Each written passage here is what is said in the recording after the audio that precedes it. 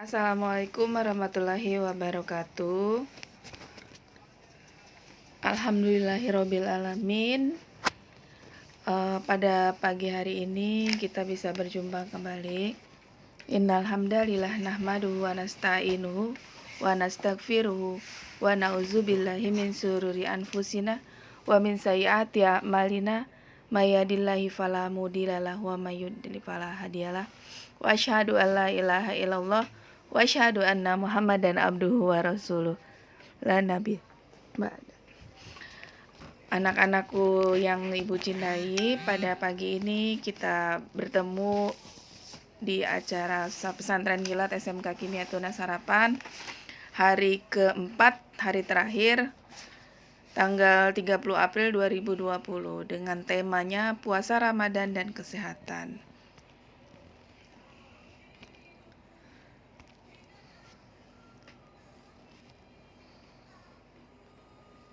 Perintah puasa. Perintah puasa itu diperintahkan oleh Allah dalam Quran surat 7 ayat 31. Berpuasalah kamu supaya kamu sehat. Dan juga disampaikan juga pada hadis Rasulullah. Dan makan dan minumlah, jangan berlebih-lebihan. Sesungguhnya Allah tidak menyukai orang yang berlebih-lebihan. Kemudian di Al-Quran surat Al-Baqarah ayat 183 juga diperintahkan kepada orang-orang yang beriman. Hai orang-orang yang beriman, diwajibkan atas kamu berpuasa sebagaimana diwajibkan atas orang-orang sebelum kamu, agar kamu bertakwa. Seperti kalian ketahui bahwa syarat dan sahnya puasa itu adalah beragama Islam, suci dari haid dan nifas, mumyij, dapat membedakan baik dan buruk, dilaksanakan dalam waktu yang diperbolehkan. Sedangkan syarat wajib puasa itu, orang Islam yang berakal sehat dan kuat, tidak sakit, balik, suci dan haid dan nifas. Puasa bisa disamakan dengan bersabar. Ibadah puasa itu isinya 50% kesabaran, sabar menahan haus dan lapar, sabar dalam mentaati perintah Allah, sabar meninggalkan segala macam perbuatan terlarang, sabar menahan diri dari perbuatan tercela dan perkataan kotor, sabar adalah keindahan, puasa adalah menyehatkan. Puasa ada yang mengatakan sebagai obat awet muda. Puasa itu melatih kesabaran dan menjadikan hidup membuat awet muda. Rasulullah bersabda, puasa adalah separuh kesabaran. Hadis riwayat Al-Tirmizi. Cemas, marah akan meningkatkan hormon adrenalin. Hormon ini akan memicu kerja jantung, menegangkan otot, meningkatkan tensi, di mana hal ini akan mempercepat penuaan. Nah, selama berpuasa bisa didukung juga dengan terapi senyum untuk kesehatan. Senyum 20 kali sehari, 20 detik mengurangi sakit jantung, menurunkan darah tinggi. Senyum ikhlas melebar, akan keluar hormon endorfin. Bangun pagi langsung senyum secara peristaltik, usus akan mencegah sembelit.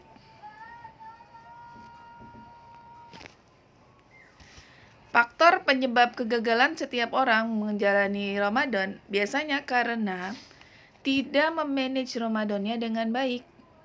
Seperti kalian ketahui bahwa penyebab kebangkrutan itu adalah 87% karena tidak bisa memanage perusahaannya dengan tidak baik.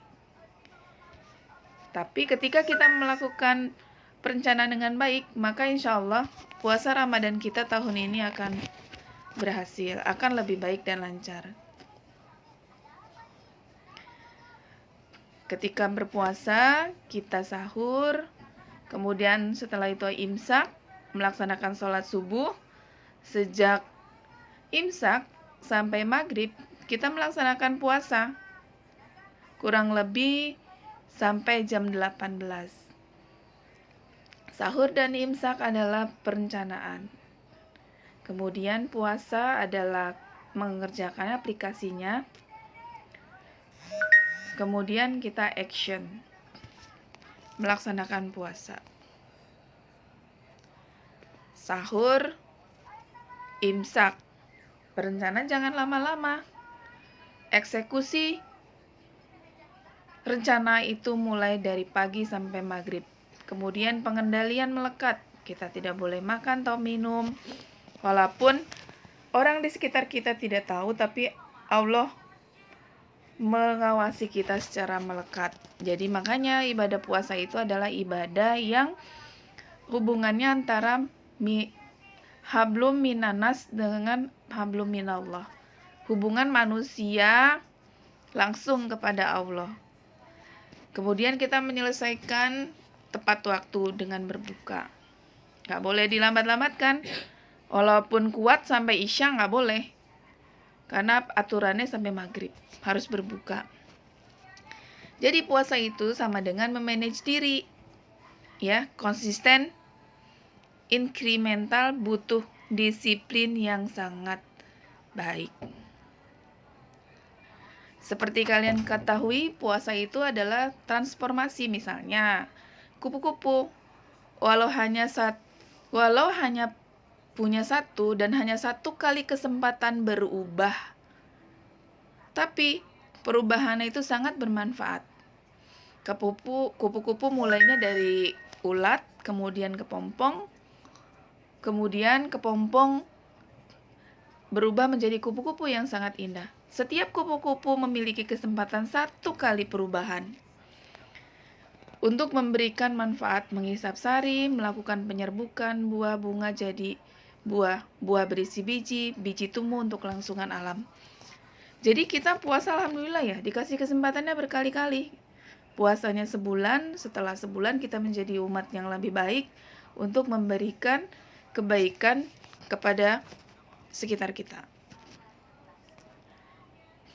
Kemudian ada contoh lagi, hewan beruang. Beruang juga puasa loh, setahun sekali juga. Namun hibernasinya hanya untuk mempertahankan diri. Tidak ada perubahan atau transformasi. Beruangnya tetap beruang. Dia bangun, jangan ditegur. Galak sekali kalau lagi lapar. Kalau lagi hibernasi kan dia tidak makan, tidak minum. Kalau kita tegur dia marah. Bisa mencelakai kita. Tapi karena manusia sekarang banyak manusia beruang, merusak alam, mengejar kepentingan diri sendiri dan tidak pernah berubah. Ditegur, malah galakan mereka. Nah, loh. Nah, kalau hikmah puasa pernah diteliti dalam hal kesehatan. Jadi ada seorang peneliti melakukan penelitian, tikus diberikan makan setiap hari, tapi hari Kamis dan Senin dia tidak diberikan makan. Artinya tikus ini melakukan puasa Daud. Ternyata umurnya lebih panjang 4 tahun. Tikus yang makan banyak tidak pernah ada puasa 2,5 tahun umurnya. Tikus yang puasa tiap sepanjang tahun, umurnya setahun.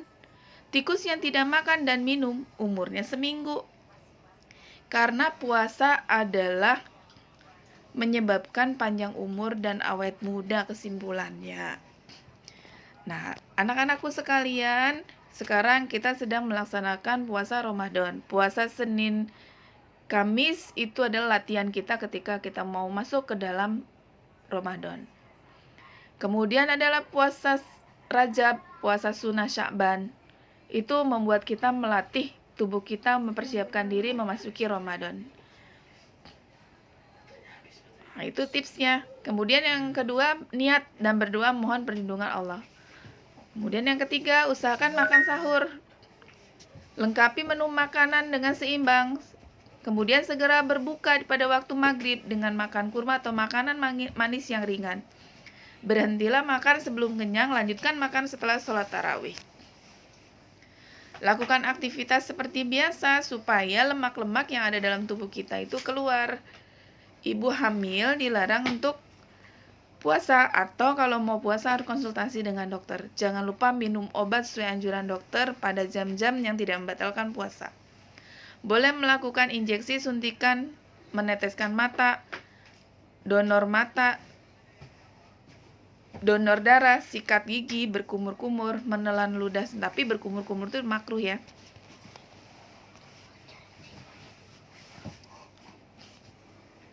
Nah, buat yang sakit mah, hindari jenis makanan yang pedas. Jangan terlalu kenyang waktu berbuka.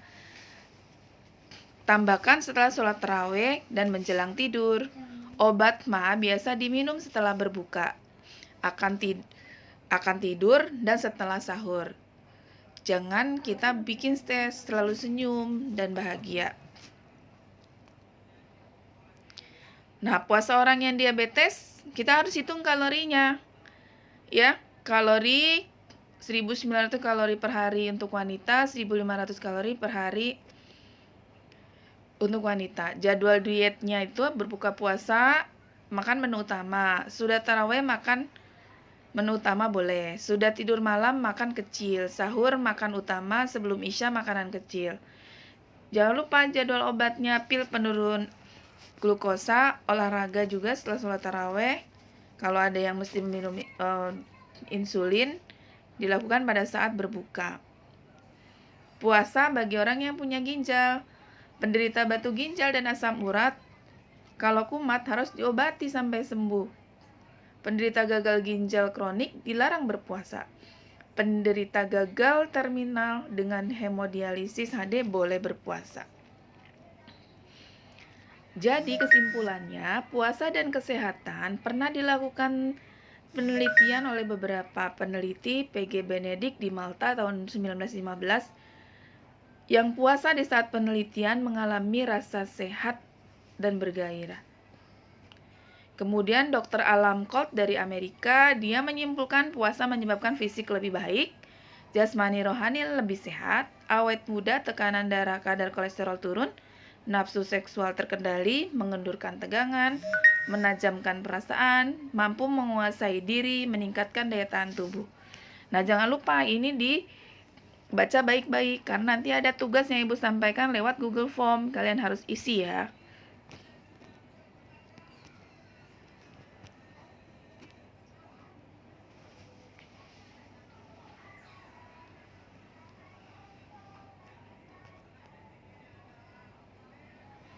Oke, terima kasih. Assalamualaikum warahmatullahi wabarakatuh. Jangan lupa link Google Form-nya dikerjakan dan otomatis akan diterima oleh Ibu dan Ibu koreksi. Wassalamualaikum warahmatullahi wabarakatuh.